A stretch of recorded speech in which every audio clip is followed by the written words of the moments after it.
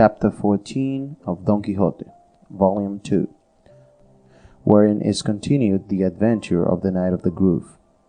Among the things that passed between Don Quixote and the Knight of the Wood, the history tells us that he of the Grove said to Don Quixote, "In fine, Sir Knight, I would have you know that my destiny, or more properly speaking, my choice, led me to fall in love with the peerless Casildea de Vandalia. I call her peerless because she has no peer, whether it be in bodily stature or in the supremacy of rank and beauty. This same Casildea, then, that I speak of, requited my honorable passion and gentle aspirations by compelling me, as his stepmother did Hercules, to engage in many perils of various sorts, at the end of each promising me that with the end of the next the object of my hopes should be attained. But my labors have gone on increasing link by link until they are past counting, nor do I know what will be the last one that is to be the beginning of the accomplishment of my cast desires. On one occasion she bade me go and challenge the famous giantess of Seville, La Giralda by name, who is as mighty and strong as if made of brass, and though never stirring from one spot, is the most relentless and changeable woman in the world. I came, I saw, I conquered, and I made her stay quiet and behave herself, for nothing but north winds blew for more than a week. Another time I was ordered to lift those ancient stones, the mighty bulls of Guisando, an enterprise that might more fitly be entrusted to porters than to knights. Again, she bade me fling myself into the cavern of Cabra, an unparalleled and awful peril, and bring her a minute account of all that is concealed in those gloomy depths. I stopped the motion of the Giralda. I lifted the bulls of Guisando. I flung myself into the cavern and brought to light the secrets of its abyss. And my hopes are as dead can be, and her scorn and her commands as lively as ever.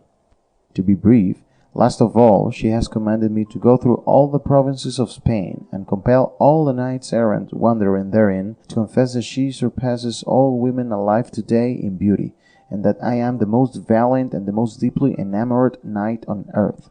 In support of which claim I have already travelled over the greater part of Spain, and have vanquished several knights who have dared to contradict me. But what I most plume and pride myself upon is having vanquished in single combat that so famous knight Don Quixote de la Mancha, and made him confess that my Casildea is more beautiful than his Dulcinea, and in this one victory I hold myself to have conquered all the knights in the world. For this Don Quixote that I speak of has vanquished them all, and I, having vanquished him, his glory, his fame, and his honor have passed, and are now transferred to my person. For the more the vanquished hath of fair renown, the greater glory gilds the victor's crown. Thus, the innumerable achievements of the said Don Quixote are now set down to my account, and have become mine.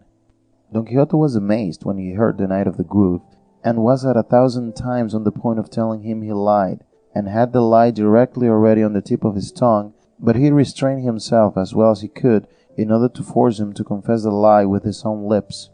So he said to him quietly, "As to what you say, Sir Knight, about having vanquished most of the knights of Spain, or even the whole world, I say nothing, but that you have vanquished Don Quixote of La Mancha I consider doubtful.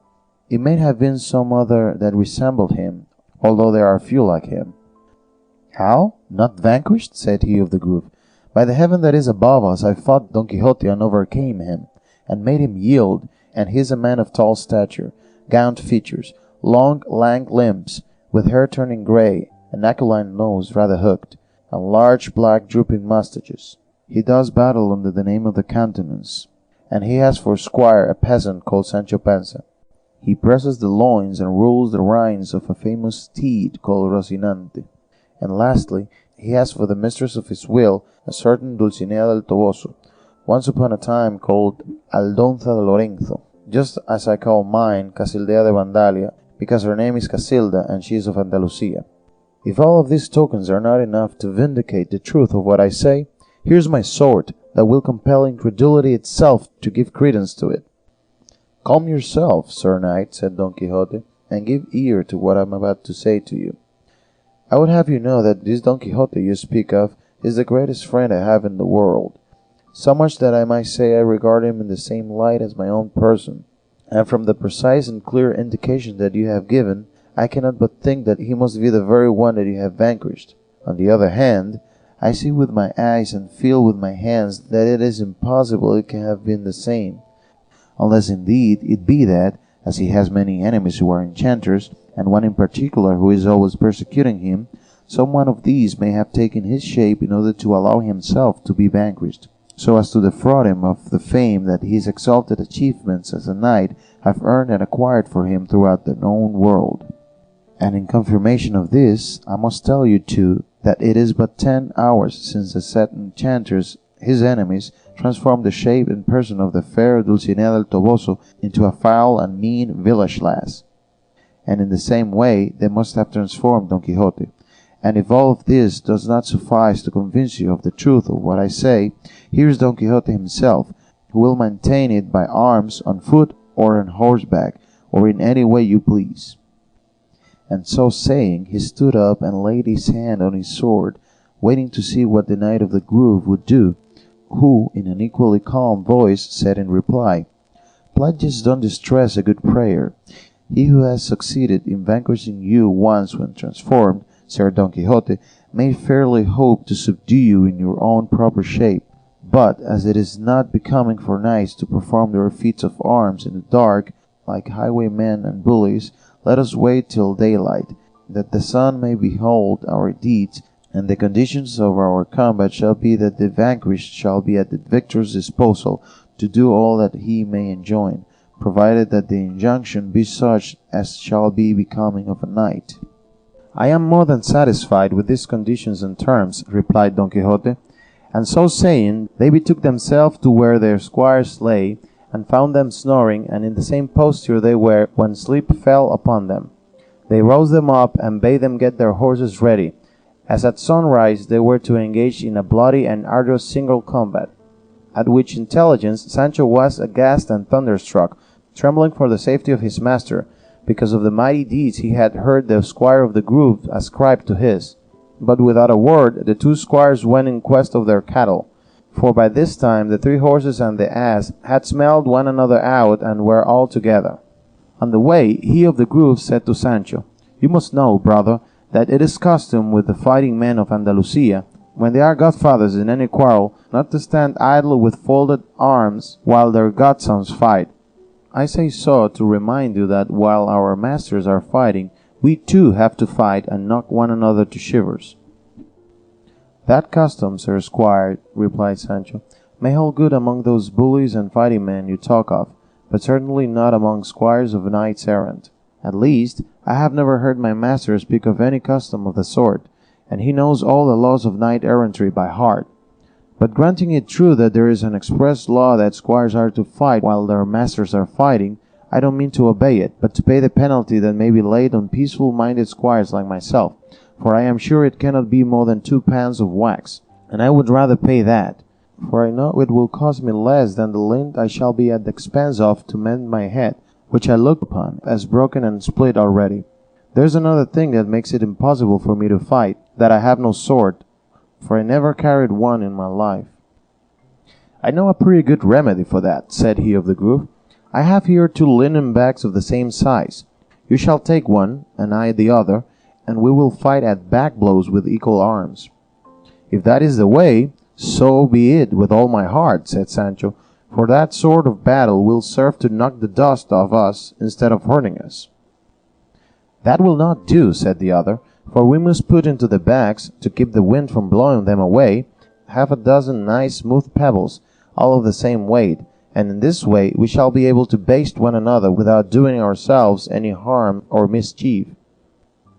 "Body of my father," said Sancho, "see what marten and sable and pads of cardon cotton he is putting into the bags, that our heads may not be broken and our bones beaten to jelly. But even if they are filled with tough silk, I can tell you, señor, I'm not going to fight. Let our masters fight, that's their lookout. And let us drink and live, for time will take care to ease us of our lives, without our going to look for Philips, so that they may be finished off before their proper time comes, and they drop from ripeness." "Still," returned he of the Grove, "we must fight, if it only be for half an hour." "By no means," said Sancho. "I'm not going to be so discourteous or so ungrateful as to have any quarrel, be it ever so small, with one that I have eaten and drunk with. Besides, Who the devil could bring himself to fight in cold blood without anger or provocation?" "I can remedy that entirely," said he of the Grove, "and in this way. Before we begin battle, I will come up to your worship fair and softly, and give you 3 or 4 buffets, with which I shall stretch you at my feet and rouse your anger, though it were sleeping sounder than a dormouse." "To match that plan," said Sancho, "I have another that is not a whit behind it. I will take a cudgel, and before your worship comes near enough to waken my anger, I will send yours so sound to sleep with wax that it won't waken unless it be in the other world, where it is known that I am no man to let my face be handled by anyone. Let each look out for the arrow, though the surer way would be to let everyone's anger sleep, for nobody knows the heart of anyone, and a man may come for wool and go back shorn. God gave his blessing to peace and his curse to quarrels. If a hunted cat, surrounded and hard-pressed, turns into a lion, God knows what I, who am a man, may turn into. And so from this time forth I warn you, Sir Squire, that all the harm and mischief that may come from our quarrel will be put down to your account." "Very good," said he of the Grove. "God will send the dawn, and we shall be all right." And now gay plumaged birds of all sorts began to warble in the trees, and with their varied and gladsome notes seemed to welcome and salute the fresh morn that was beginning to show the beauty of her countenance at the gates and balconies of the east, shaking from her locks a profusion of liquid pearls, in which dulcet moisture bathed. The plants, too, seemed to shed and shower down a pearly spray. The willows distilled sweet manna, the fountains laughed, the brooks babbled, the woods rejoiced, and the meadows arrayed themselves in all their glory at her coming. But hardly had the light of day made it possible to see and distinguish things, when the first object that presented itself into the eyes of Sancho Panza was the squire of the Grove's nose, which was so big that it almost overshadowed his whole body. It is, in fact, stated that it was of an enormous size, hooked in the middle, covered with warts, and of a mulberry color like an eggplant. It hung down 2 fingers' length below his mouth, and the size, the colors, the warts, and the bend of it made his face so hideous that Sancho, as he looked at him, began to tremble hand and foot like a child in convulsions, and he vowed in his heart to let himself be given 200 buffets sooner than be provoked to fight with that monster. Don Quixote examined his adversary, and found that he already had his helmet on and visor lowered, so that he could not see his face. He observed, however, that he was a sturdily built man, but not very tall in stature. Over his armor he wore a surcoat or cassock of what seemed to be the finest cloth of gold, all bespangled with glittering mirrors like little moons, which gave him an extremely gallant and splendid appearance. Above his helmet fluttered a great quantity of plumes, green, yellow, and white, and his lance, which was leaning against a tree, was very long and stout, and had a steel point more than a palm in length.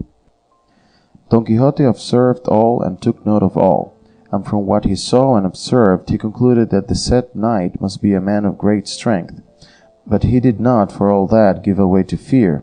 Like Sancho Panza, on the contrary, with a composed and dauntless air, he said to the Knight of the Mirrors, "If, Sir Knight, your great eagerness to fight has not banished your courtesy, by it I would entreat you to raise your visor a little, in order that I may see if the comeliness of your countenance corresponds with that of your equipment.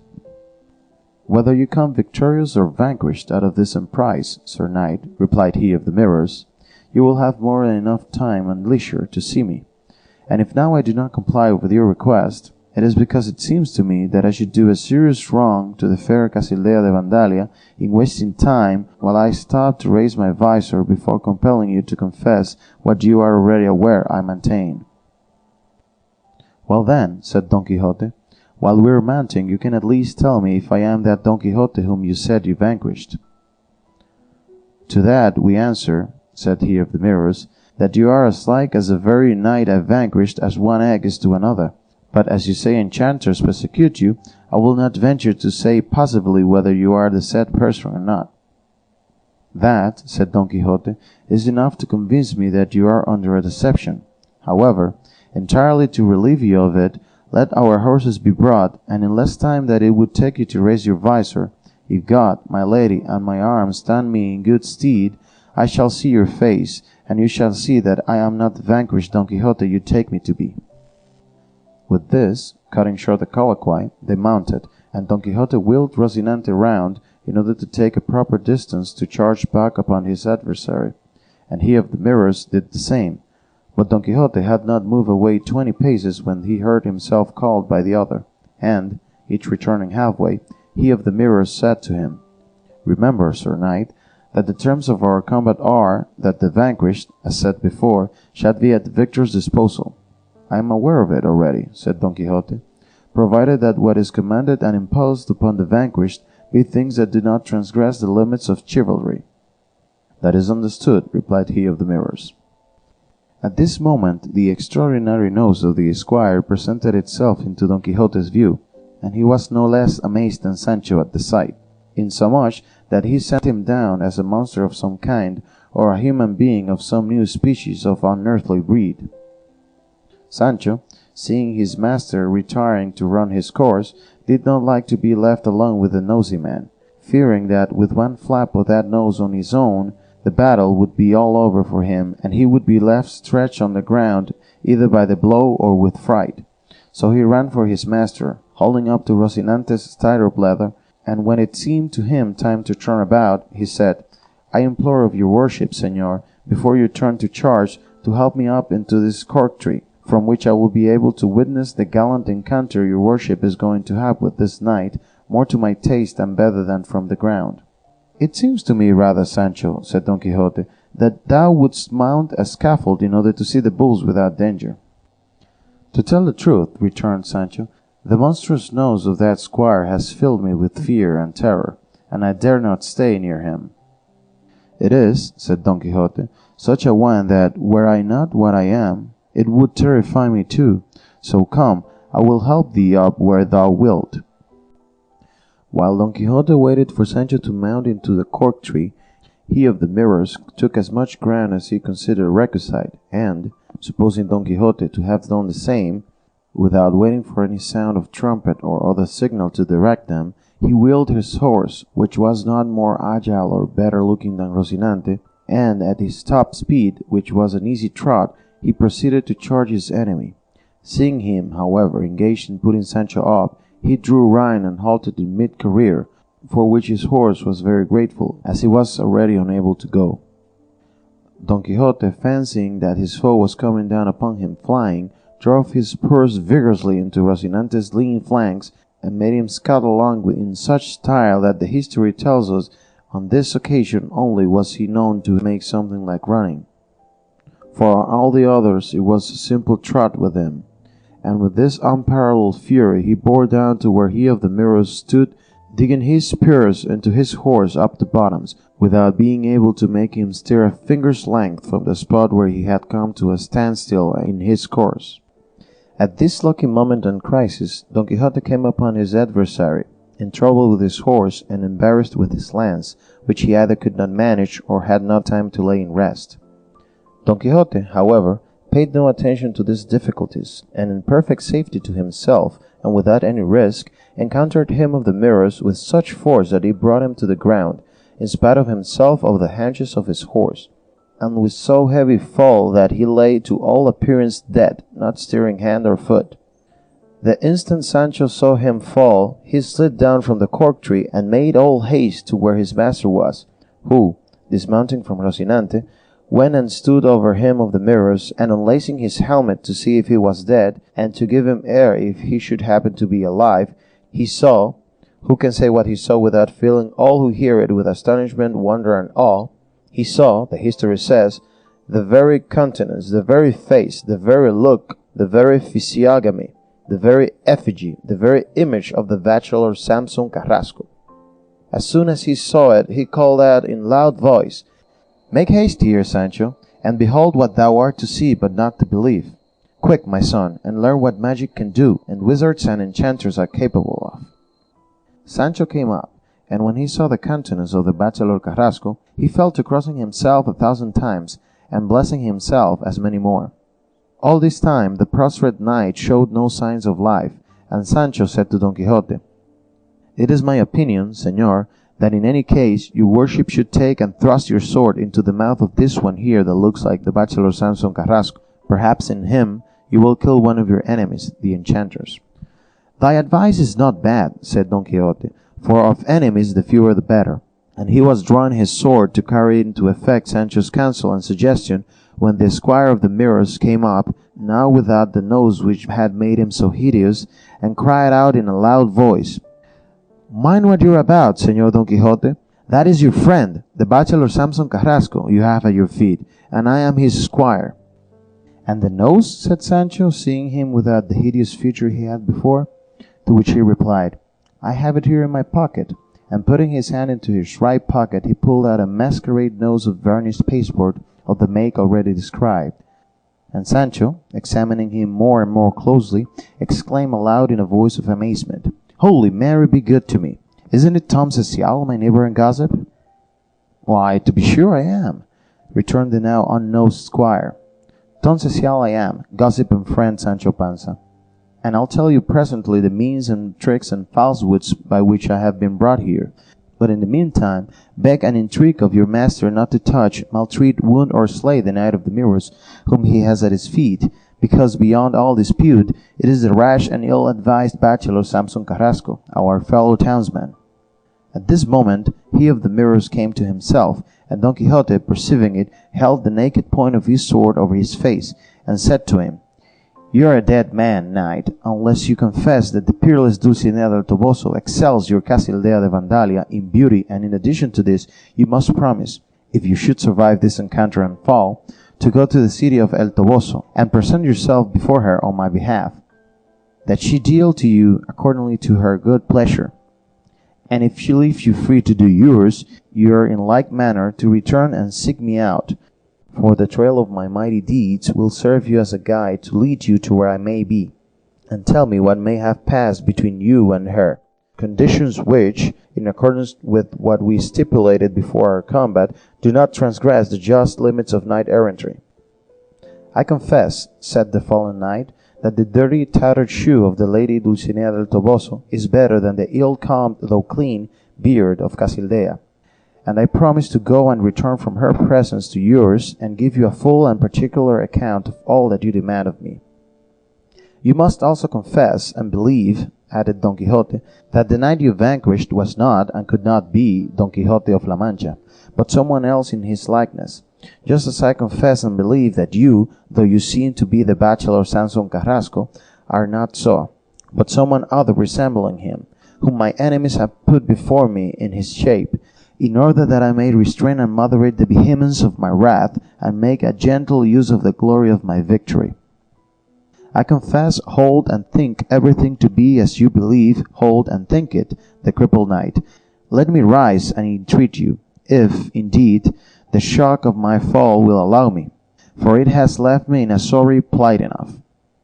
Don Quixote helped him to rise, with the assistance of his squire Tom Cecial, from whom Sancho never took his eyes, and to whom he put in questions, the replies to which furnished clear proof that he was really and truly the Tom Cecial he said.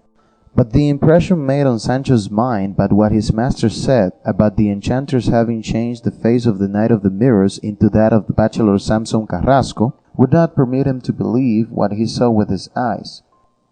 In fine, both master and man remained under the delusion, and, down in the mouth and out of luck, he of the mirrors and his squire parted from Don Quixote and Sancho, he meaning to go and look for some village where he could plaster and strap his ribs.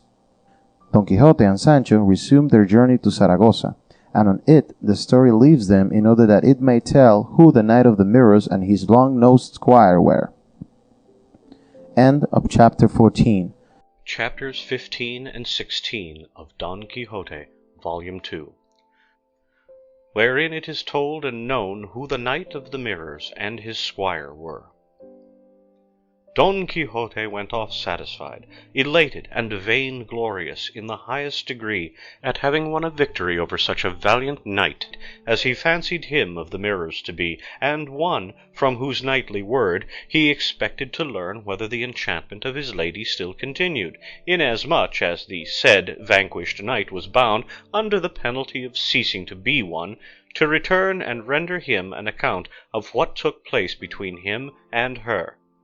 But Don Quixote was of one mind, he of the mirrors of another, for he just then had no thought of anything but finding some village where he could plaster himself, as has been said already. The history goes on to say that when the bachelor Samson Carrasco recommended Don Quixote to resume his knight-errantry, which he had laid aside, it was in consequence of having been previously in conclave with the curate and the barber on the means to be adopted to induce Don Quixote to stay at home in peace and quiet, without worrying himself with his ill-starred adventures. At which consultation it was decided by the unanimous vote of all, and on the special advice of Carrasco, that Don Quixote should be allowed to go, as it seemed impossible to restrain him, and that Samson should sally forth to meet him as a knight-errant, and do battle with him, for there would be no difficulty about a cause, and vanquish him, that being looked upon as an easy matter, and that it should be agreed and settled that the vanquished was to be at the mercy of the victor. Then, Don Quixote being vanquished, the bachelor knight was to command him to return to his village and his house, and not quit it for 2 years, or until he received further orders from him. All which it was clear Don Quixote would unhesitatingly obey, rather than contravene or fail to observe the laws of chivalry, and during the period of his seclusion he might perhaps forget his folly, or there might be an opportunity of discovering some ready remedy for his madness. Carrasco undertook the task, and Tom Cecial, a gossip and neighbor of Sancho Panza's, a lively and feather-headed fellow, offered himself as his squire. Carrasco armed himself in the fashion described, and Tom Cecial, that he might be known by his gossip when they met, fitted on over his own natural nose the false masquerade one that had been mentioned, and so they followed the same route Don Quixote took, and almost came up with him in time to be present at the adventure of the cart of death, and finally encountered them in the grove, where all that the sagacious reader has been reading about took place. And had it not been for the extraordinary fancies of Don Quixote, and his conviction that the bachelor was not the bachelor, Señor Bachelor would have been incapacitated forever from taking his degree of licentiate, all through not finding nests where he thought to find birds. Tom Cecial, seeing how ill they had succeeded, and what a sorry end their expedition had come to, said to the bachelor, "Sure enough, Señor Samson Carrasco, we are served right. It is easy enough to plan and set about an enterprise, but it is often a difficult matter to come well out of it. Don Quixote a madman, and we sane. He goes off laughing safe and sound, and you are left sore and sorry. I'd like to know now which is the matter, he who is so because he cannot help it, or he who is so because of his own choice." To which Samson replied, "The difference between the two sorts of madmen is that he who is so, will he nil he, will be one always, while he who is so of his own accord can leave off being one whenever he likes." "In that case," said Tom Cecial, "I was a madman of my own accord when I volunteered to become your squire, and, of my own accord, I'll leave off being one and go home." "That's your affair," returned Samson, "but to suppose that I am going home until I have given Don Quixote a thrashing is absurd, and it is not any wish that he may recover his senses that will make me hunt him out now, but a wish for the sore pain I am in with my ribs won't let me entertain more charitable thoughts." Thus discoursing, the pair proceeded until they reached a town where it was their good luck to find a bone-setter, with whose help the unfortunate Samson was cured. Tom Cecial left him and went home, while he stayed behind meditating vengeance, and the history will return to him again at the proper time, so as not to omit making merry with Don Quixote now. Chapter 16. Of what befell Don Quixote with a discreet gentleman of La Mancha. Don Quixote pursued his journey in the high spirits, satisfaction, and self-complacency already described, fancying himself the most valorous knight-errant of the age in the world because of his late victory. All the adventures that could befall him from that time forth he regarded as already done, and brought to a happy issue. He made light of enchantments and enchanters. He thought no more of the countless drubbings that had been administered to him in the course of his knight-errantry, nor of the volley of stones that had levelled half his teeth, nor of the ingratitude of the galley slaves, nor of the audacity of the Angesians, and the shower of stakes that fell upon him. In short, he said to himself, that could he discover any means, mode, or way of disenchanting his lady Dulcinea, he would not envy the highest fortune that the most fortunate knight-errant of yore ever reached or could reach. He was going along entirely absorbed in these fancies, when Sancho said to him, "Isn't it odd, señor, that I have still before my eyes that monstrous, enormous nose of my gossip, Tom Cecial?" "And dost thou then believe, Sancho," said Don Quixote, "that the Knight of Mirrors was the bachelor Carrasco, and his squire Tom Cecial thy gossip?" "I don't know what to say to that," replied Sancho. "All I know is that the tokens he gave me about my own house, wife, and children, nobody else but himself could have given me, and the face, once the nose was off, was the very face of Tom Cecial, as I have seen it many a time in my town and next door to my own house, and the sound of the voice was just the same." "Let us reason the matter, Sancho," said Don Quixote. "Come now, by what process of thinking can it be supposed that the bachelor, Samson Carrasco, would come as a knight-errant in arms, offensive and defensive, to fight with me? Have I ever been, by any chance, his enemy? Have I ever given him any occasion to owe me a grudge? Am I his rival? Or does he profess arms that he should envy the fame I have acquired in them?" "Well, but what are we to say, señor," returned Sancho, "about that knight, whoever he is, being so like the bachelor Carrasco, and his squire so like my gossip Tom Cecial? And if that be enchantment, as your worship says, was there no other pair in the world for them to take the likeness of?" "It is all," said Don Quixote, "a scheme and plot of the malignant magicians that persecute me, who, foreseeing that I was to be victorious in the conflict, arranged that the vanquished knight should display the countenance of my friend the bachelor, in order that the friendship I bear him should interpose to stay the edge of my sword and might of my arm, and temper the just wrath of my heart, so that he who sought to take my life by fraud and falsehood should save his own. And to prove it, thou knowest already, Sancho, by experience, which cannot lie or deceive, how easy it is for enchanters to change one countenance into another, turning fair into foul, and foul into fair. For it is not 2 days since thou sawest with thine own eyes the beauty and elegance of the peerless Dulcinea in all its perfection and natural harmony, while I saw her in the repulsive and mean form of a coarse country wench, with cataracts in her eyes, and a foul smell in her mouth. And when the perverse enchanter ventured to effect so wicked a transformation, it is no wonder that he affected that of Samson Carrasco and thy gossip, in order to snatch the glory of victory out of my grasp. For all that, however, I console myself, because after all, in whatever shape he may have been, I have been victorious over my enemy." "God knows what's the truth of it all," said Sancho, and knowing as he did that the transformation of Dulcinea had been a device and imposition of his own, his master's illusions were not satisfactory to him, but he did not like to reply, lest he should say something that might disclose his trickery.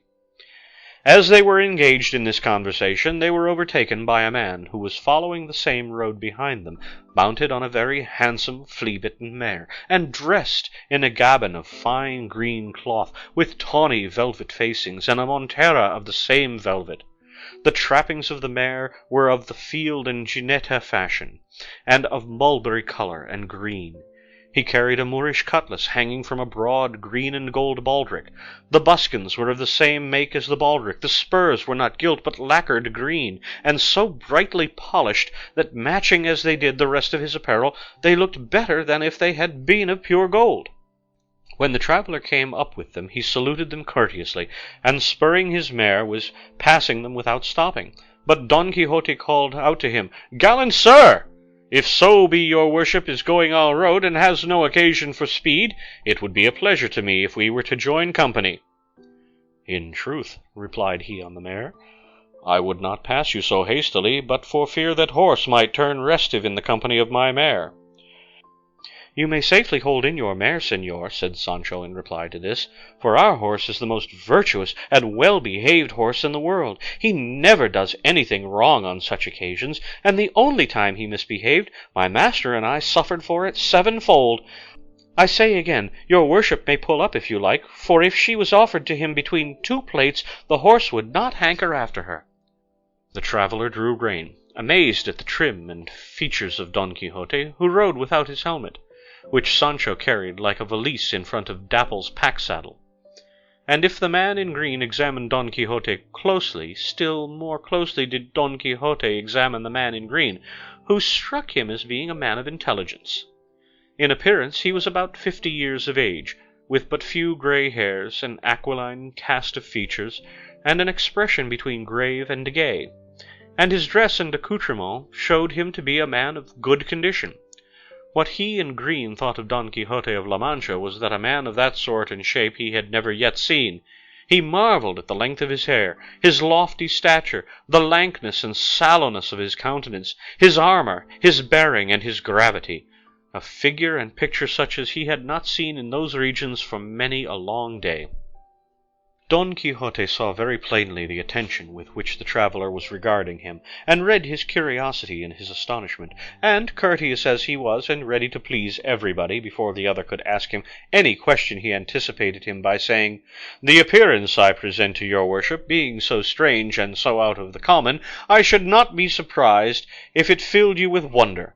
But you will cease to wonder when I tell you, as I do, that I am one of those knights who, as people say, go seeking adventures.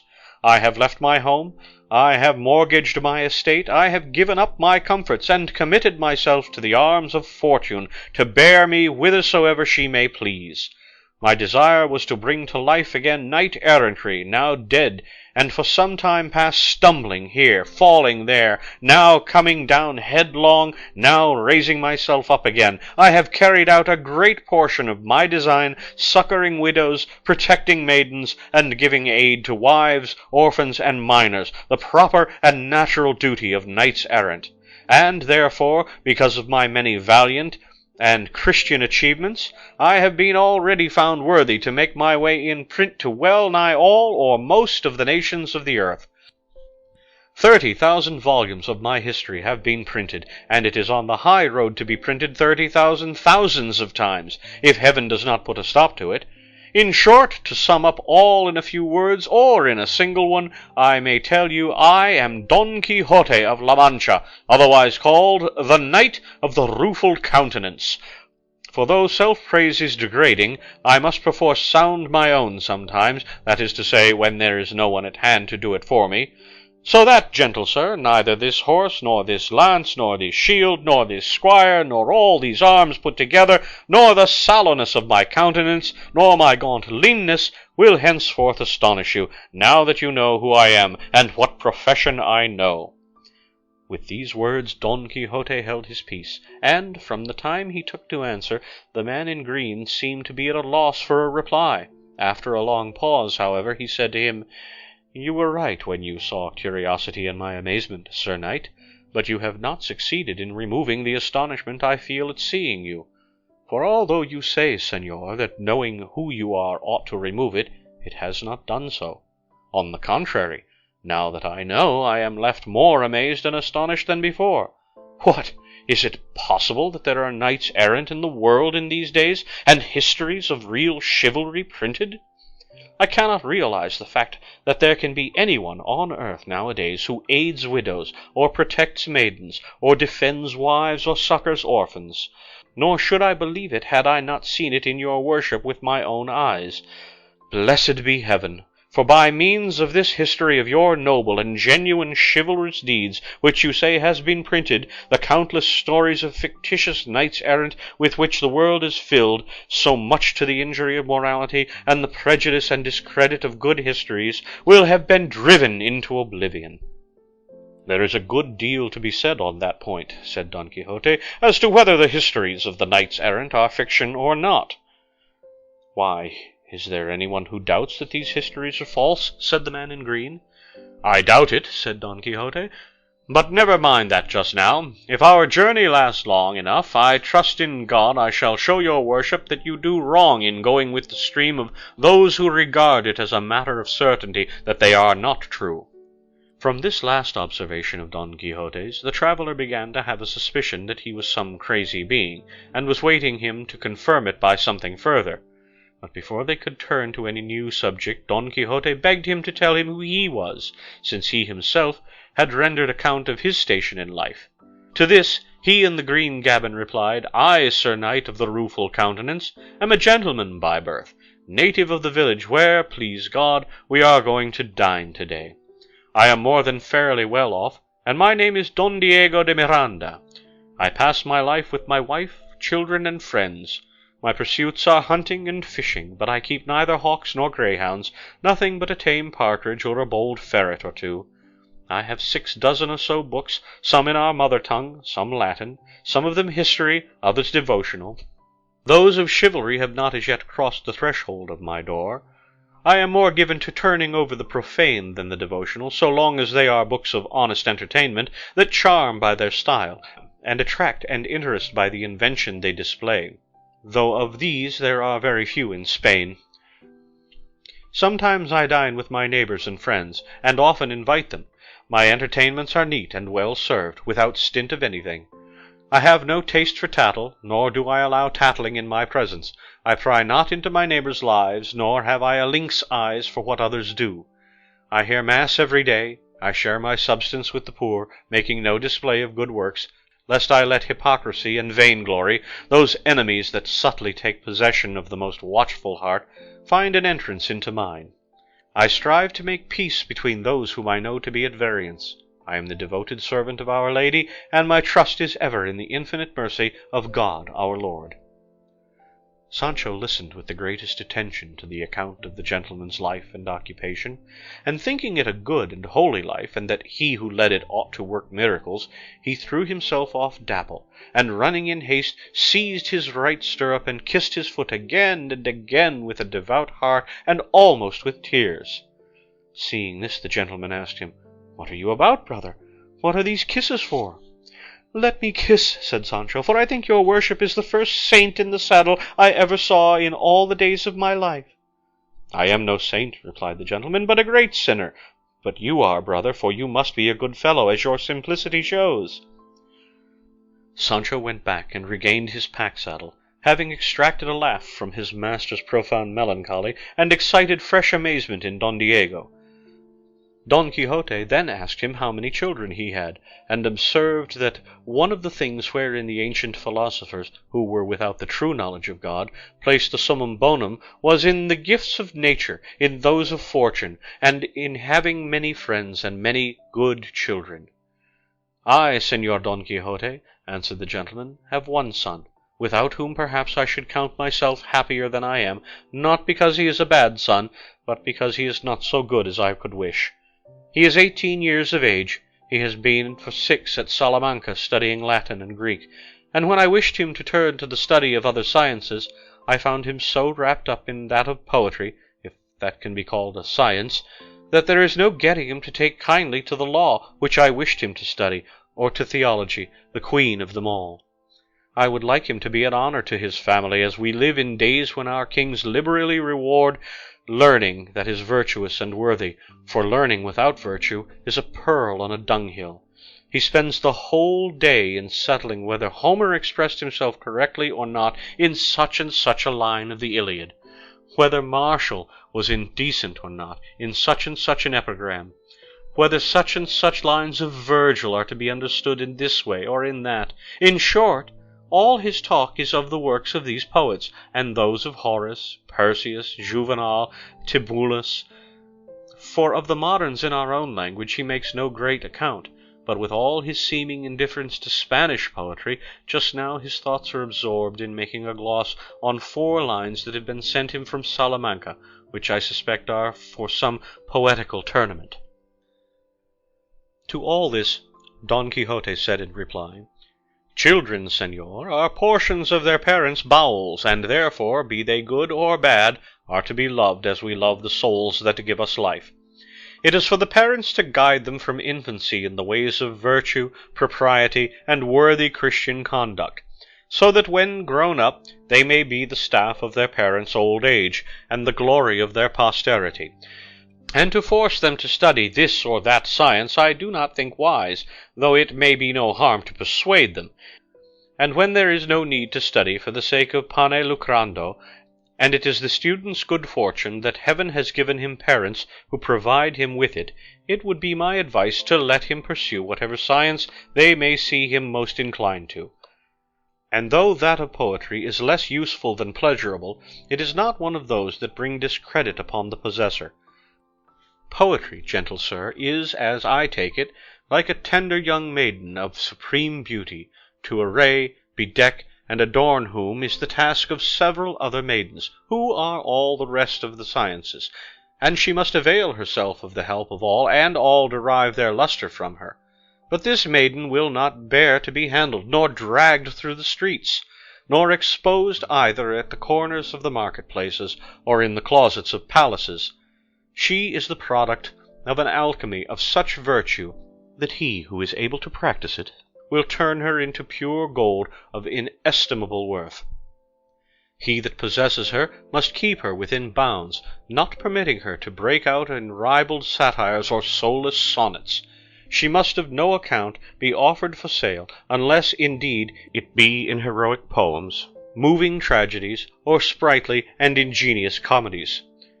She must not be touched by the buffoons, nor by the ignorant vulgar incapable of comprehending or appreciating her hidden treasures. And do not suppose, señor, that I apply the term vulgar here merely to plebeians and the lower orders, for everyone who is ignorant, be he lord or prince, may and should be included among the vulgar. He, then, who shall embrace and cultivate poetry under the conditions I have named, shall become famous, and his name honored throughout all the civilized nations of the earth. And with regard to what you say, señor, of your son having no great opinion of Spanish poetry, I am inclined to think that he is not quite right there, and for this reason. The great poet Homer did not write in Latin, because he was a Greek, nor did Virgil write in Greek, because he was a Latin. In short, all the ancient poets wrote in the language they imbibed with their mother's milk, and never went in quest of foreign ones to express their sublime conceptions.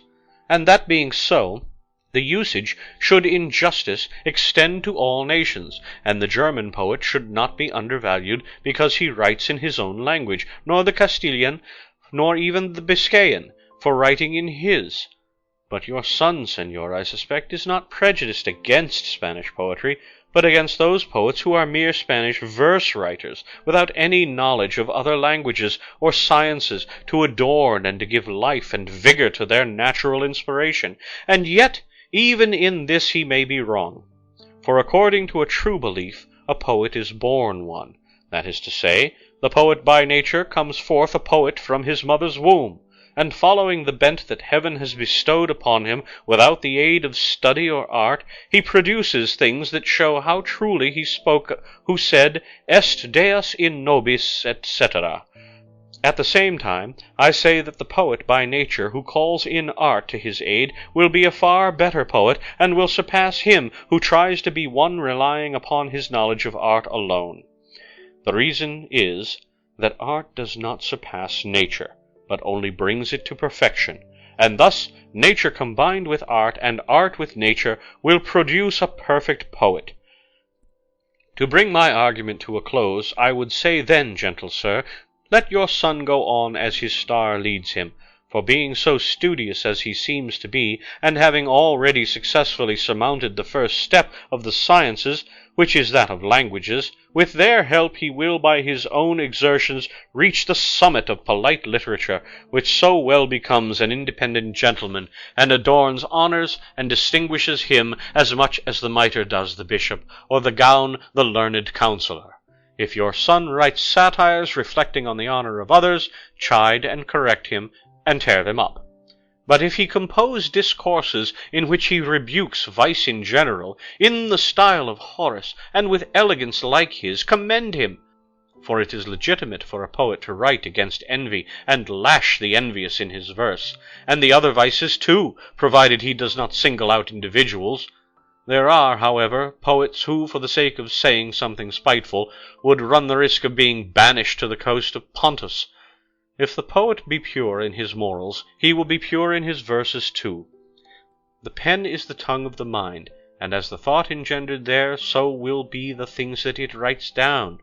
And when kings and princes observe this marvelous science of poetry in wise, virtuous, and thoughtful subjects, they honor, value, exalt them, and even crown them with the leaves of that tree which the thunderbolt strikes not, as if to show that they whose brows are honored and adorned with such a crown are not to be assailed by anyone.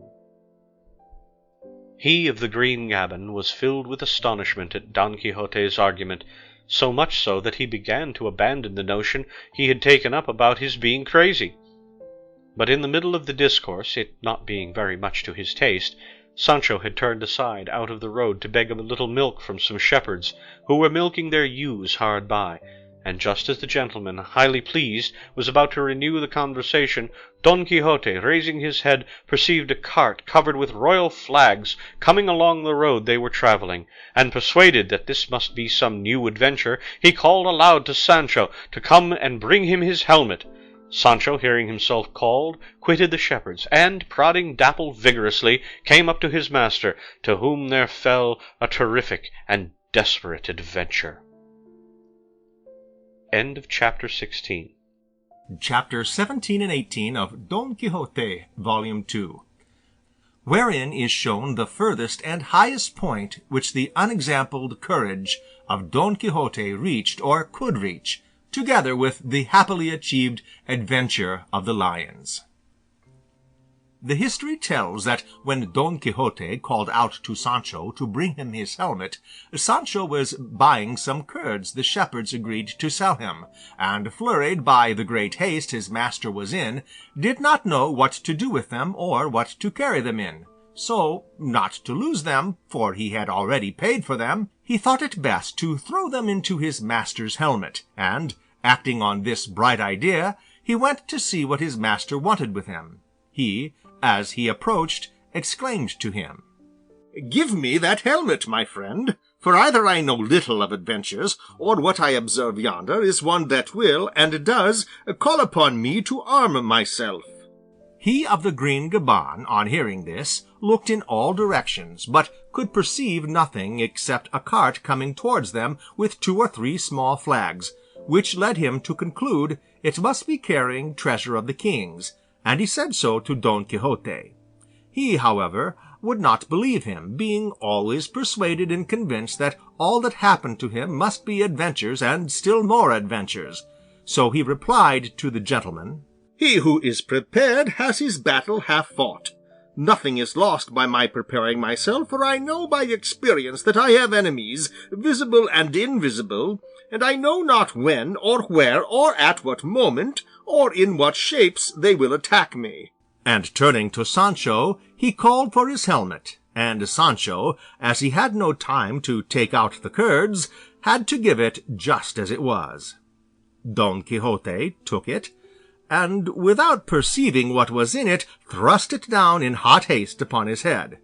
But as the curds were pressed and squeezed, the whey began to run all over his face and beard, whereat he was so startled that he cried out to Sancho, "Sancho, what's this? I think my head is softening, or my brains are melting, or I'm sweating from head to foot. If I am sweating, it is not indeed from fear. I am convinced beyond a doubt that the adventure which is about to befall me is a terrible one. Give me something to wipe myself with, if thou hast it, for this profuse sweat is blinding me." Sancho held his tongue, and gave him a cloth, and gave thanks to God at the same time that his master had not found out what was the matter.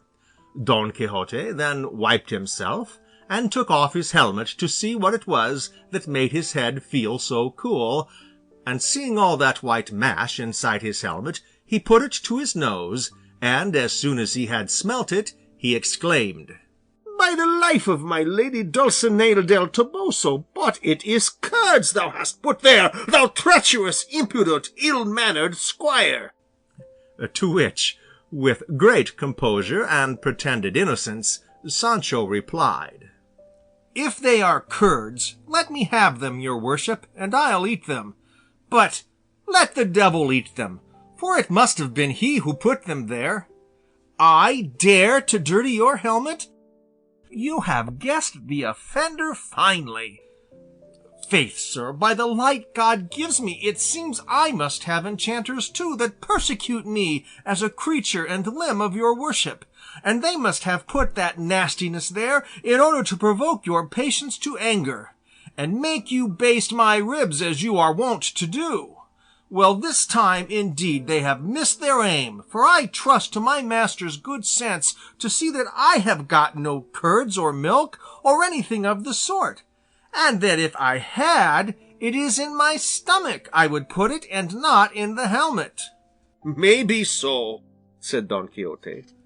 All this the gentleman was observing, and with astonishment, more especially when, after having wiped himself clean, his head, face, beard, and helmet, Don Quixote put it on, and, settling himself firmly in his stirrups, easing his sword in the scabbard, and grasping his lance, he cried, "Now come who will, here am I, ready to try conclusions with Satan himself in person." By this time the cart with the flags had come up, unattended by anyone except the carter on a mule, and a man sitting in front. Don Quixote planted himself before it, and said, "Whither are you going, brothers? What cart is this? What have you got in it? What flags are those?" To this the carter replied, "The cart is mine. What is in it is a pair of wild caged lions, which the governor of Oran is sending to court as a present to his majesty, and the flags are our lord the king's, to show that what is here is his property." "And are the lions large?" asked Don Quixote. "So large," replied the man who sat at the door of the cart, "that larger, or as large, have never crossed from Africa to Spain. I am the keeper, and I have brought over others, but never any like these. They are male and female. The male is in that first cage, and the female in the one behind. And they are hungry now, for they have eaten nothing today, so let your worship stand aside, for we must make haste to the place where we are to feed them." Hereupon, smiling slightly, Don Quixote exclaimed, "Lion whelps! To me whelps of lions, and at such a time, then, by God, those gentlemen who send them here shall see if I am a man to be frightened by lions. Get down, my good fellow, and as you are the keeper, open the cages, and turn me out those beasts, and in the midst of this plain I will let them know who Don Quixote of La Mancha is, in spite and in the teeth of the enchanters who send them to me." "So, said the gentleman to himself at this, "our worthy knight has shown of what sort he is. The curds, no doubt, have softened his skull and brought his brains to a head." At this instant Sancho came up to him, saying, "Señor, for God's sake do something to keep my master Don Quixote from tackling these lions, for if he does, they'll tear us all to pieces here."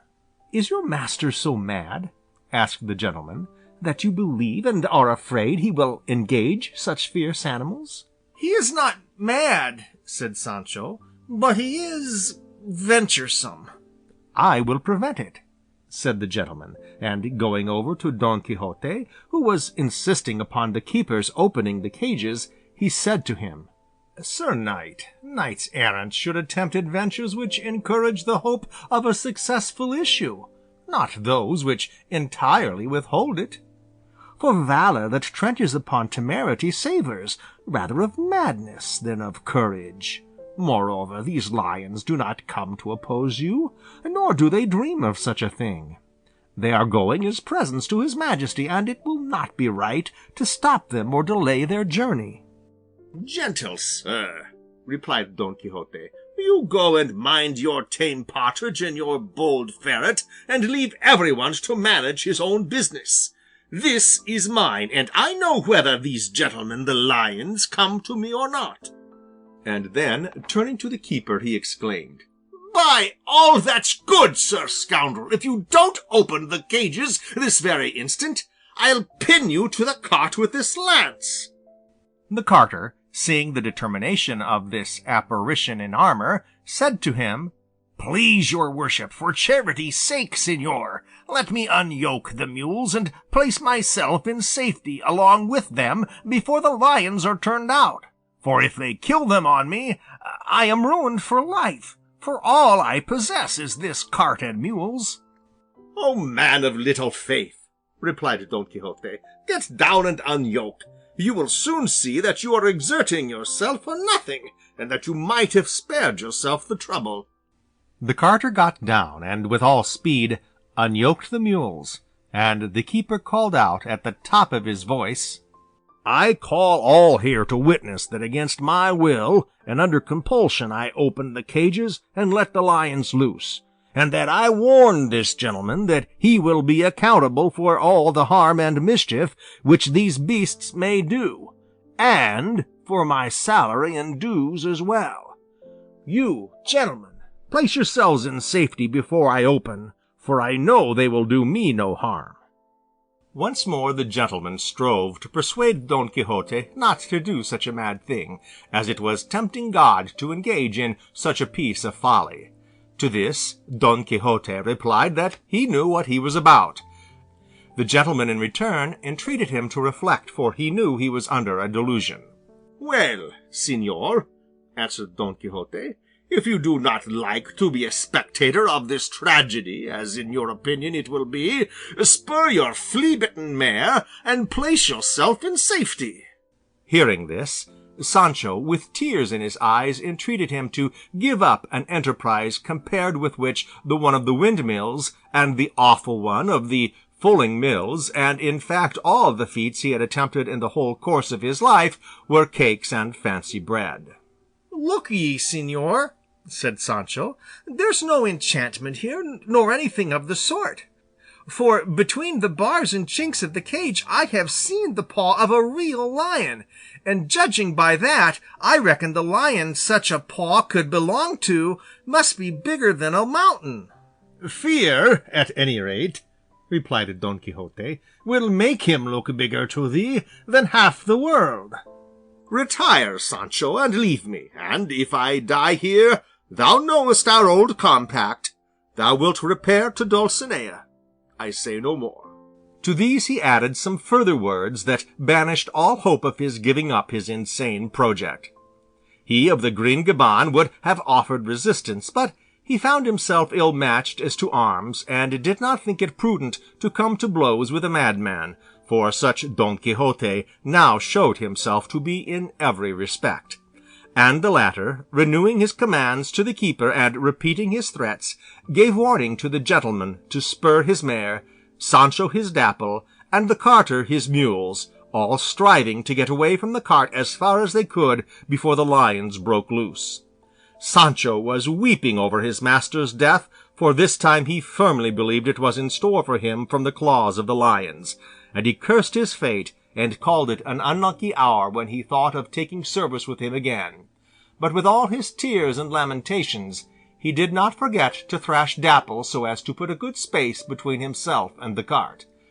The keeper, seeing that the fugitives were now some distance off, once more entreated and warned him as before, but he replied that he heard him, and that he need not trouble himself with any further warnings or entreaties, as they would be fruitless, and bade him make haste. During the delay that occurred while the keeper was opening the first cage, Don Quixote was considering whether it would not be well to do battle on foot, instead of on horseback, and finally resolved to fight on foot, fearing that Rocinante might take fright at the sight of the lions. He therefore sprang off his horse, flung his lance aside, braced his buckler on his arm, and drawing his sword, advanced slowly with marvellous intrepidity and resolute courage to plant himself in front of the cart, commending himself with all his heart to God and to his lady Dulcinea. It is to be observed that on coming to this passage, the author of this veracious history breaks out into exclamations.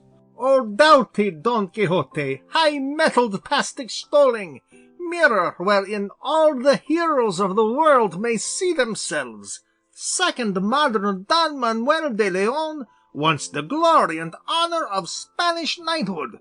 In what words shall I describe this dread exploit? By what language shall I make it credible to ages to come? What eulogies are there unmeet for thee, though they be hyperboles piled upon hyperboles? On foot, alone, undaunted, high-souled, with but a simple sword, and that no trenchant blade of the Parillo brand, a shield, but no bright polished steel one, there stoodst thou biding and awaiting the two fiercest lions that Africa's forests ever bred. Thy own deeds be thy praise, valiant Manchegan, and here I leave them as they stand, wanting the words wherewith to glorify them. Here the author's outburst came to an end, and he proceeded to take up the thread of his story, saying that the keeper, seeing that Don Quixote had taken up his position, and that it was impossible for him to avoid letting out the mail without incurring the enmity of the fiery and daring knight, flung open the doors of the first cage, containing, as has been said, the lion, which was now seen to be of enormous size and grim and hideous mien. The first thing he did was to turn round in the cage in which he lay, and protrude his claws, and stretch himself thoroughly. He next opened his mouth, and yawned very leisurely, and with near 2 palms' length of tongue that he had thrust forth, he licked the dust out of his eyes and washed his face. Having done this, he put his head out of the cage and looked all round with eyes like glowing coals, a spectacle and demeanor to strike terror into temerity itself. Don Quixote merely observed him steadily, longing for him to leap from the cart and come to close quarters with him, when he hoped to hew him in pieces.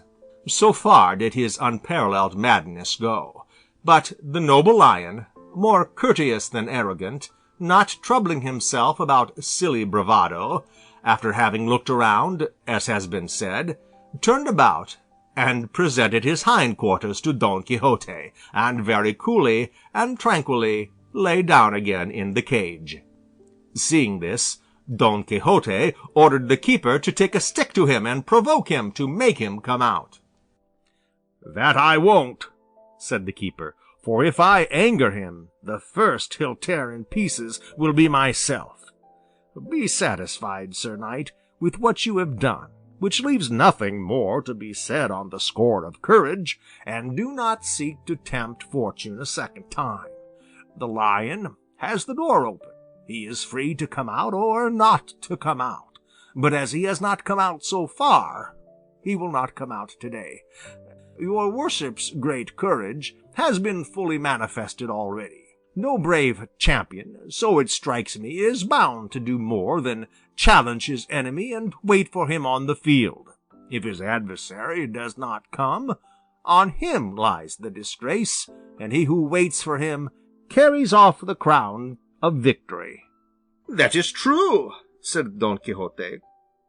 Close the door, my friend, and let me have, in the best form thou canst, what thou hast seen me do, by way of certificate, to wit, that thou didst open for the lion, that I waited for him, that he did not come out, that I still waited for him, and that still he did not come out, and lay down again. I am not bound to do more. Enchantments avaunt, and God uphold the right, the truth, and true chivalry. Close the door as I bade thee, while I make signals to the fugitives that have left us, that they may learn this exploit from thy lips." The keeper obeyed, and Don Quixote, fixing on the point of his lance the cloth he had wiped his face with after the deluge of curds, proceeded to recall the others, who still continued to fly, looking back at every step, all in a body, the gentleman bringing up the rear. Sancho, however, happening to observe the signal of the white cloth, exclaimed, "May I die if my master has not overcome the wild beasts, for he is calling to us." They all stopped, and perceived that it was Don Quixote who was making signals, and shaking off their fears to some extent, they approached slowly until they were near enough to hear distinctly Don Quixote's voice calling to them. They returned at length to the cart, and as they came up, Don Quixote said to the carter, "Put your mules to once more, brother, and continue your journey. And do thou, Sancho, give him 2 gold crowns for himself and the keeper, to compensate for the delay they have incurred through me." "That will I give with all my heart," said Sancho. "But what has become of the lions? Are they dead or alive?" The keeper then, in full detail and bit by bit, described the end of the contest, exalting to the best of his power and ability the valor of Don Quixote, at the sight of whom the lion quailed, and would not and dared not come out of the cage, although he had held the door open ever so long, and showing how, in consequence of his having represented to the knight that it was tempting God to provoke the lion in order to force him out, which he wished to have done, he very reluctantly, and altogether against his will, had allowed the door to be closed. "What dost thou think of this, Sancho?" said Don Quixote. "Are there any enchantments that can prevail against true valor? The enchanters may be able to rob me of good fortune, but of fortitude and courage they cannot." Sancho paid the crowns, the carter put 2, the keeper kissed Don Quixote's hands for the bounty bestowed upon him, and promised to give an account of the valiant exploit to the king himself as soon as he saw him at court. "Then," said Don Quixote, "if his majesty should happen to ask who performed it, you must say, 'The Knight of the Lions,' for it is my desire that into this the name I have hitherto borne of Knight of the Rueful Countenance be from this time forward changed, altered, transformed, and turned, and in this I follow the ancient usage of knights errant, who changed their names when they pleased or when it suited their purpose." The cart went its way, and Don Quixote, Sancho, and he of the green gaban went theirs. All this time Don Diego de Miranda had not spoken a word, being entirely taken up with observing and noting all that Don Quixote did and said, and the opinion he formed was that he was a man of brains gone mad, and a madman on the verge of rationality. The first part of his history had not yet reached him, for, had he read it, the amazement with which his words and deeds filled him would have vanished, as he would then have understood the nature of his madness. But knowing nothing of it, he took him to be rational one moment and crazy the next, for what he said was sensible, elegant, and well expressed, and what he did absurd, rash, and foolish. And he said to himself, "What could be madder than putting on a helmet full of curds, and then persuading oneself that enchanters are softening one's skull? Or what could be greater rashness and folly than wanting to fight lions tooth and nail?"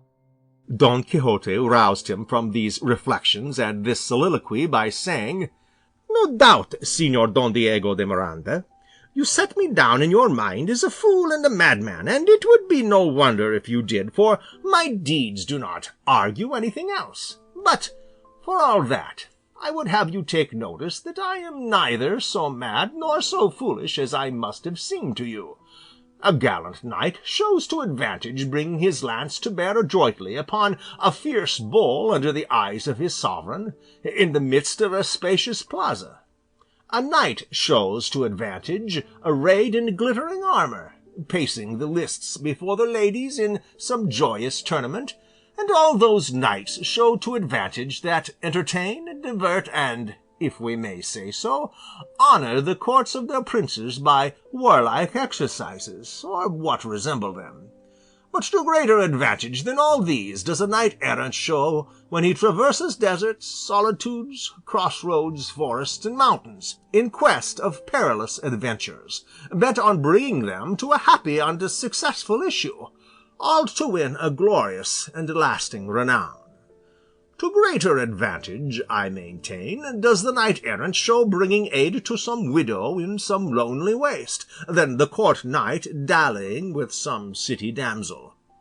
All knights have their own special parts to play. Let the courtier devote himself to the ladies, let him add lustre to his sovereign's court by his liveries, let him entertain poor gentlemen with the sumptuous fare of his table, let him arrange joustings, martial tournaments, and prove himself noble, generous, and magnificent, and above all a good Christian, and so doing he will fulfil the duties that are especially his. But let the knight-errant explore the corners of the earth, and penetrate the most intricate labyrinths. At each step let him attempt impossibilities. On desolate heaths let him endure the burning rays of the midsummer sun, and the bitter inclemency of the winter winds and frosts. Let no lions daunt him, nor monsters terrify him, no dragons make him quail. For to seek these, to attack those, and to vanquish all are in truth his main duties. I, then, as it has fallen to my lot to be a member of knight-errantry, cannot avoid attempting all that to me seems to come within the sphere of my duties. Thus it was my bounden duty to attack those lions that I just now attacked, although I knew it to be the height of rashness. For I know well what valour is, that it is a virtue that occupies a place between two vicious extremes, cowardice and temerity. But it will be a lesser evil for him who is valiant to rise till he reaches the point of rashness, than to sink until he reaches the point of cowardice. For as it is easier for the prodigal than for the miser to become generous, so it is easier for a rash man to prove truly valiant than for a coward to rise to true valour. And believe me, Señor Don Diego, in attempting adventures it is better to lose by a card too many than by a card too few, for to hear it said, "Such a knight is rash and daring," sounds better than "Such a knight is timid and cowardly." "I protest, Señor Don Quixote," said Don Diego, "everything you have said and done is proved correct by the test of reason itself, and I believe, if the laws and ordinances of knight-errantry should be lost, they might be found in your worship's breast, as in their own proper depository and muniment house. But let us make haste, and reach my village, where you shall take rest after your late exertions, for if they have not been of the body, they have been of the spirit, and these sometimes tend to produce bodily fatigue." "I take the invitation as a great favour and honour, Señor Don Diego," replied Don Quixote, and pressing forward at a better pace than before, at about 2 in the afternoon they reached the village and house of Don Diego, or as Don Quixote called him, the Knight of the Green Gaban. Chapter 18. Of what happened to Don Quixote in the castle or house of the Knight of the Green Gaban, together with other matters out of the common.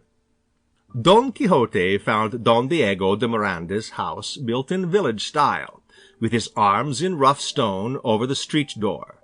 In the patio was the storeroom, and at the entrance the cellar, with plenty of wine jars standing round, which, coming from El Toboso, brought back to his memory his enchanted and transformed Dulcinea.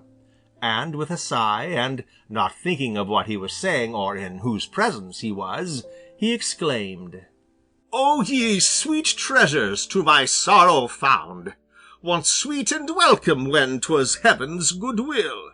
O ye to boason jars, how ye bring back to my memory the sweet object of my bitter regrets!" The student poet, Don Diego's son, who had come out with his mother to receive him, heard this exclamation, and both mother and son were filled with amazement at the extraordinary figure he presented. He, however, dismounting from Rocinante, advanced with great politeness to ask permission to kiss the lady's hand, while Don Diego said, "Señora, pray receive with your wonted kindness Señor Don Quixote of La Mancha, whom you see before you, a knight-errant, and the bravest and wisest in the world." The lady, whose name was Donna Cristina, received him with every sign of goodwill and great courtesy, and Don Quixote placed himself at her service with an abundance of well-chosen and polished phrases. Almost the same civilities were exchanged between him and the student, who, listening to Don Quixote, took him to be a sensible, clear-headed person. Here the author describes minutely everything belonging to Don Diego's mansion, putting before us in his picture the whole contents of a rich gentleman farmer's house. But the translator of the history thought it best to pass over these and other details of the same sort in silence, as they are not in harmony with the main purpose of the story, the strong point of which is truth rather than dull digressions. They led Don Quixote into a room, and Sancho removed his armor, leaving him in loose walloon breeches and chamois leather doublet, all stained with the rust of his armor. His collar was a falling one of scholastic cut, without starch or lace, his buskins buff-coloured, and his shoes polished. He wore his good sword, which hung in a baldric of sea-wolf skin, for he had suffered for many years, they say, from an ailment of the kidneys, and over all he threw a long cloak of good grey cloth. But first of all, with 5 or 6 buckets of water, for as regard the number of buckets there is some dispute, he washed his head and face, and still the water remained whey-coloured, thanks to Sancho's greediness and purchase of those unlucky curds that turned his master so white. Thus arrayed, and with an easy, sprightly, and gallant air, Don Quixote passed out into another room, where the student was waiting to entertain him while the table was being laid, for on the arrival of so distinguished a guest, Donna Cristina was anxious to show that she knew how and was able to give a becoming reception to those who came to her house. While Don Quixote was taking off his armor, Don Lorenzo, for so Don Diego's son was called, took the opportunity to say to his father, "What are we to make of this gentleman you have brought home to us, sir? For his name, his appearance, and your describing him as a knight-errant have completely puzzled my mother and me." "I don't know what to say, my son," replied Don Diego. "All I can tell thee is that I have seen him act the acts of the greatest madman in the world, and heard him make observations so sensible that they efface and undo all he does. Do thou talk to him, and feel the pulse of his wits, and, as thou art shrewd, form the most reasonable conclusion thou canst as to his wisdom or folly, though, to tell the truth, I am more inclined to take him to be mad than sane." With this, Don Lorenzo went away to entertain Don Quixote, as has been said, and in the course of the conversation that passed between them, Don Quixote said to Don Lorenzo, "Your father, Señor Don Diego de Miranda, has told me of the rare abilities and subtle intellect you possess, and, above all, that you are a great poet." "A poet it may be," replied Don Lorenzo, "but a great one by no means. It is true that I am somewhat given to poetry, and to reading good poets, but not so much so as to justify the title of great which my father gives me." "I do not dislike that modesty," said Don Quixote, "for there is no poet who is not conceited and does not think he is the best poet in the world." "There is no rule without an exception," said Don Lorenzo. There may be some who are poets, and yet do not think they are." "Very few," said Don Quixote. "But tell me, what verses are those which you have now in hand, and which your father tells me keep you somewhat restless and absorbed? If it be some gloss, I know something about glosses, and I should like to hear them; and if they are for a poetical tournament, contrive to carry off the second prize, for the first always goes by favour or personal standing, the second by simple justice, and so the third comes to be the second, and the first, reckoning in this way, will be third, in the same way as licentiate degrees are conferred at the universities. But for all that, the title of first is a great distinction." "So far," said Don Lorenzo to himself, "I should not take you to be a madman, but let us go on." So he said to him, "Your worship has apparently attended the schools. What sciences have you studied?" "That of knight-errantry," said Don Quixote, "which is as good as that of poetry, and even a finger or two above it." "I do not know what science that is," said Don Lorenzo, "and until now I have never heard of it." "It is a science," said Don Quixote, "that comprehends in itself all or most of the sciences in the world, for he who professes it must be a jurist, and must know the rules of justice, distributive and equitable, so as to give to each one what belongs to him and is due to him. He must be a theologian, so as to be able to give a clear and distinctive reason for the Christian faith he professes, wherever it may be asked of him. He must be a physician, and above all a herbalist, so as in wastes and solitudes to know the herbs that have the property of healing wounds, for a knight-errant must not go looking for someone to cure him at every step. He must be an astronomer, so as to know by the stars how many hours of the night have passed, and what clime and quarter of the world he is in. He must know mathematics, for at every turn some occasion for them will present itself to him, and putting it aside that he must be adorned with all the virtues, cardinal and theological, to come down to minor particulars, he must, I say, be able to swim as well as Nicholas or Nicolao the fish could, as the story goes. He must know how to shoe a horse, and repair his saddle and bridle, and, to return to higher matters, he must be faithful to God and to his lady. He must be pure in thought, decorous in words, generous in works, valiant in deeds, patient in suffering, compassionate towards the needy, and lastly, an upholder of the truth, though its defence should cost him his life.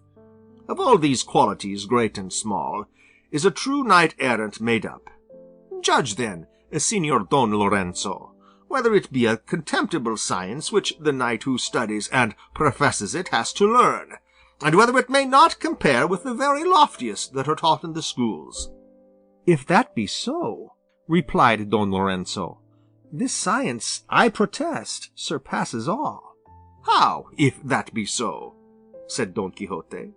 "What I mean to say," said Don Lorenzo, "is that I doubt whether there are now, or ever were, any knights errant, and adorned with such virtues." "Many a time," replied Don Quixote, "have I said what I now say once more, that the majority of the world are of opinion that there never were any knights errant in it; and as it is my opinion that unless heaven by some miracle brings home to them the truth that there were and are, all the pains one takes will be in vain, as experience has often proved to me. I will not now stop to disabuse you of the error you share with the multitude. All I shall do is to pray to heaven to deliver you from it, and to show you how beneficial and necessary knights errant were in days of yore, and how useful they would be in these days were they but in vogue. But now, for the sins of the people, sloth and indolence, gluttony and luxury are triumphant." "Our guest is broken out on our hands," said Don Lorenzo to himself at this point, "but for all that, he is a glorious madman, and I should be a dull blockhead to doubt it." Here, being summoned to dinner, they brought their colloquy to a close. Don Diego asked his son what he had been able to make out as to the wits of their guest, to which he replied, "All the doctors and clever scribes in the world will not make sense of the scrawl of his madness. He is a madman full of streaks, full of lucid intervals." They went in to dinner, and the repast was such as Don Diego said on the road he was in the habit of giving to his guests, neat, plentiful, and tasty. But what pleased Don Quixote most was the marvellous silence that reigned throughout the house, for it was like a Carthusian monastery. When the cloth had been removed, grace said, and their hands washed, Don Quixote earnestly pressed Don Lorenzo to repeat to him his verses for the poetical tournament, to which he replied, "Not to be like those poets who, when they are asked to recite their verses, refuse, and when they are not asked for them, vomit them up. I will repeat my gloss, for which I do not expect any prize, having composed it merely as an exercise of ingenuity." "A discerning friend of mine," said Don Quixote, "was of opinion that no one ought to waste labor in glossing verses, and the reason he gave was that the gloss can never come up to the text, and that often or most frequently it wanders away from the meaning and purpose aimed at the glossed lines, and besides, that the laws of the gloss were too strict, as they did not allow interrogations, nor said he, nor I say, nor turning verbs into nouns, or altering the construction, not to speak of other restrictions and limitations that fetter gloss writers, as you no doubt know." "Verily, Señor Don Quixote," said Don Lorenzo, "I wish I could catch your worship tripping at a stretch, but I cannot, for you slip through my fingers like an eel." "I don't understand what you say or mean by slipping," said Don Quixote. "I will explain myself another time," said Don Lorenzo. "For the present pray attend to the glossed verses and the gloss, which run thus: Could was become an is for me, then would I ask no more than this, or could, for me, the time that is become the time that is to be. Gloss.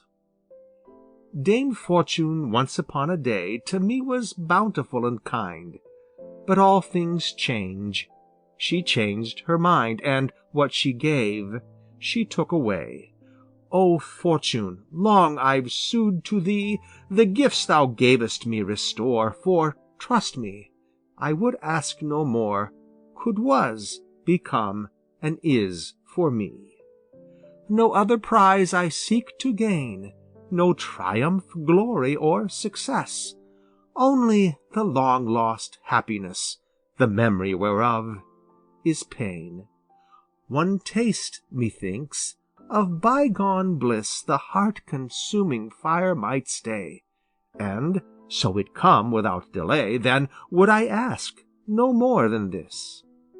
I asked what cannot be, alas, that time should ever be and then come back to us and be again, no power on earth can bring to pass.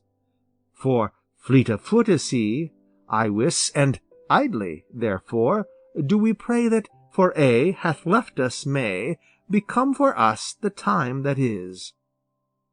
Perplexed, uncertain to remain, twixt hope and fear is death, not life.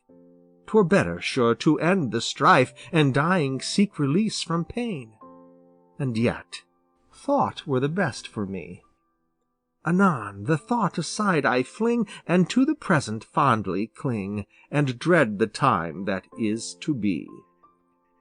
When Don Lorenzo had finished reciting his gloss, Don Quixote stood up, and in a loud voice, almost a shout, exclaimed as he grasped Don Lorenzo's right hand in his, "By the highest heavens, noble youth, but you are the best poet on earth, and deserve to be crowned with laurel, not by Cyprus or by Gaeta, as a certain poet, God forgive him, said, but by the academies of Athens, if they still flourished, and by those that flourish now, Paris, Bologna, Salamanca."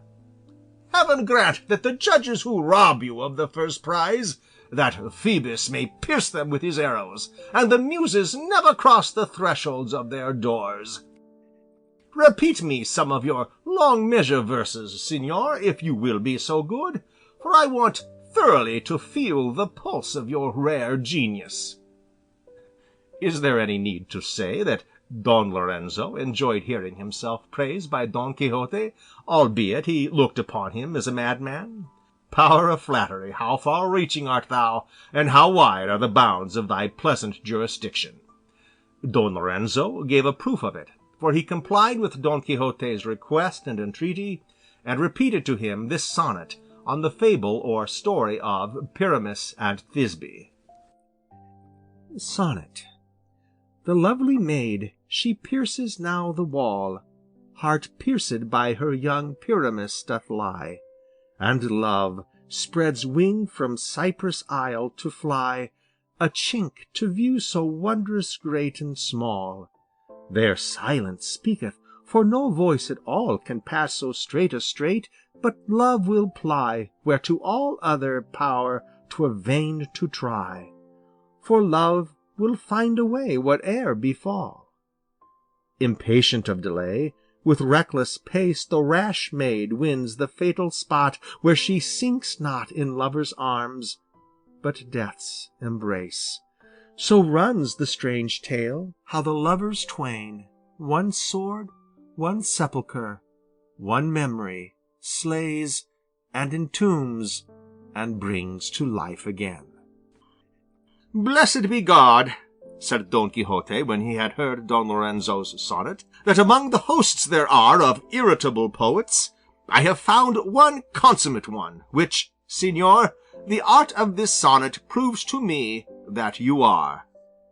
For 4 days was Don Quixote most sumptuously entertained in Don Diego's house, at the end of which time he asked his permission to depart, telling him he thanked him for the kindness and hospitality he had received in his house, but that, as it did not become knights errant to give themselves up for long to idleness and luxury, he was anxious to fulfil the duties of his calling in seeking adventures, Of which he was informed there was an abundance in that neighborhood. where he hoped to employ his time until the day came round for the jousts at Saragossa, for that was his proper destination, and that, first of all, he meant to enter the cave of Montesinos, of which so many marvellous things were reported all through the country, and at the same time to investigate and explore the origin and true source of the 7 lakes commonly called the Lakes of Ruidera.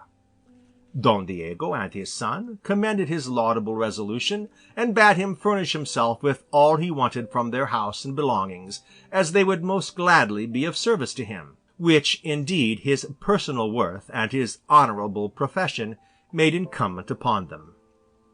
The day of his departure came at length, as welcome to Don Quixote as it was sad and sorrowful to Sancho Panza, who was very well satisfied with the abundance of Don Diego's house, and objected to return to the starvation of the woods and wilds and the short commons of his ill-stocked alforjas. These, however, he filled and packed with what he considered needful.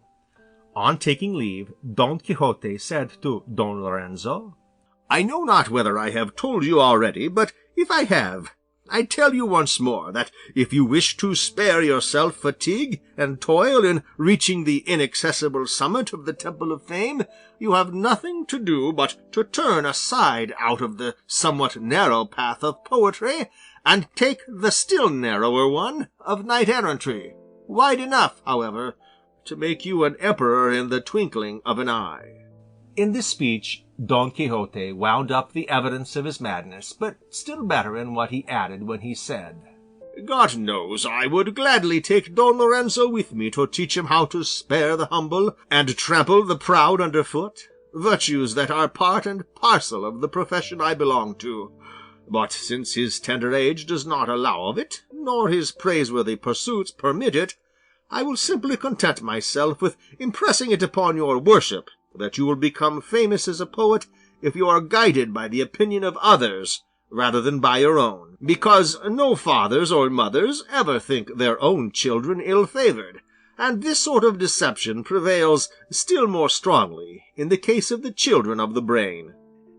Both father and son were amazed afresh at the strange medley Don Quixote talked, at one moment sense, at another nonsense, and at the pertinacity and persistence he displayed in going through thick and thin in quest of his unlucky adventures, which he made the end and aim of his desires. There was a renewal of offers of service and civilities, and then, with the gracious permission of the lady of the castle, they took their departure, Don Quixote on Rocinante, and Sancho on Dapple. End of chapter 18.